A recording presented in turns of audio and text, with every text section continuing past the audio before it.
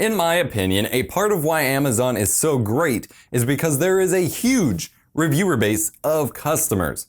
However, companies who are trying to sell products on Amazon have realized the same thing, and a lot of shady stuff is going on around that practice that I want to talk to you about in my first episode of Scummy Reviews Cutting Through the Crap, or some other appropriate title, as I want to make sure that I've seen a lot of crap, and I want to make sure that you guys aren't misinformed by reviews, my own included. Let's take a look. So first things first, if you weren't aware, anyone can review any product on Amazon. All you have to do is find the product, write a customer review, add pictures or video if you like, and click submit. And as long as it doesn't seem like you're just like spamming self-promotion or something, they'll approve it and it'll go on the review. So you can leave whatever ratings. So every once in a while, a bunch of people will go like trash a product, and that will kind of ruin sales for the product. But that happens a lot less. What tends to happen is there's a lot of people who, falsely upvote a product and get it to sell a lot more based on false reviews. Companies, especially a lot of the Asian remanufacturers, and this isn't, someone's gonna jump in here, this isn't racist, this is a lot of the remanufacturers of products are in China. That's where they're at, and then they send stuff here. And so a lot of them do really shady stuff. I get contacted by companies all the time asking for the same thing. They're like, we'll send you all these products if you promise to do a positive review or rate it 4+ stars, or, we'll give you 100% off codes or pay you to do reviews of our products as long as you agree to give a positive review. No, that's not a review. That's an advertisement. I've done some advertisements, but I disclose that. I put sponsored in the title. I say, hey, this video is sponsored. And usually it's not in a review format at all. I've done sponsored reviews. My sponsored reviews simply mean that I'm getting paid to include a product in my review lineup. I'm getting paid to take the time to focus on their product, and I'm chasing another opportunity to review a product that I'd otherwise not have access to. In all of my sponsored reviews, I go through the same review process and I do the same kind of video as if I wasn't getting paid. But I've done paid sponsored. And in fact, a lot of people would have considered that Mountain Dew Pitch Black video to be a paid ad. Now, I received that totally free. I was not given any money for that.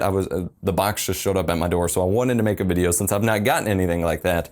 But those kinds of videos, those are ads. Those are not reviews. There's a lot of companies that don't understand that, and they don't understand the integrity that reviewers need to have. So essentially they just email everybody they can until someone will agree to do positive reviews to get free stuff. Because if you don't give a crap, seems like a pretty good deal. It's like, oh, I get a bunch of free stuff and I'm just gonna write a bunch of positive reviews. Hell yeah. A lot of that goes on. And so you'll find that a lot of products that are really not good products have tons of positive reviews. It's because a lot of shady stuff has gone down.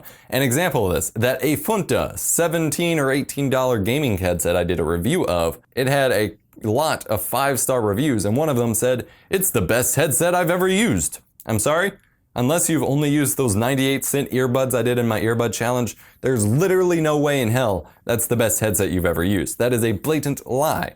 And of course, no one really knows the difference because it shows up as verified purchase because the company gave them a 100% off code to actually just order it through Amazon Prime, which not only scams anyone looking at the reviews, but also scams Amazon because you're using, granted you're paying for Prime shipping, but they don't make any money from that if you're doing a 100% $0 transaction. And that's kind of cheap. And I found a way, which I only tested once, and then I've gone back to Prime shipping because I want my stuff here anyway, but I've received 100% off codes for some of the products I've reviewed, and you can actually make a profit off of that by choosing the I'll use standard shipping and they'll give you a promotional amount towards some of their subscription services. So for example, I think at the moment they're promoting their Prime Pantry service where you get like food shipped to your house, but there's also they gave money towards digital downloads for music and things like that. So if you use the 100% off coupon and then choose standard shipping if you're a Prime shopper, suddenly you're racking up all this credit for free on top of getting free stuff to then lie about in reviews. It is not okay. There's so much of that crap going on. And so look out for that. Verified purchase no longer carries the same weight it does. And just be careful. So here are my tips for staying safe when it comes to looking up reviews of products. Always, always, always, my number one tip, always look at multiple reviews and multiple sources of reviews. Look at Amazon reviews, look at the negative reviews, look at the positive reviews, read as many reviews as you can, then go to YouTube, look at reviews of that. Try to determine whether or not they're paid or, being shady about it. Look at blog reviews. Just look up all the different sources of reviews you can, especially if it's a more pricey product. Look for consistency in those reviews. Look, if something is repeated throughout multiple reviews, whether they seem shady or not, it's probably true.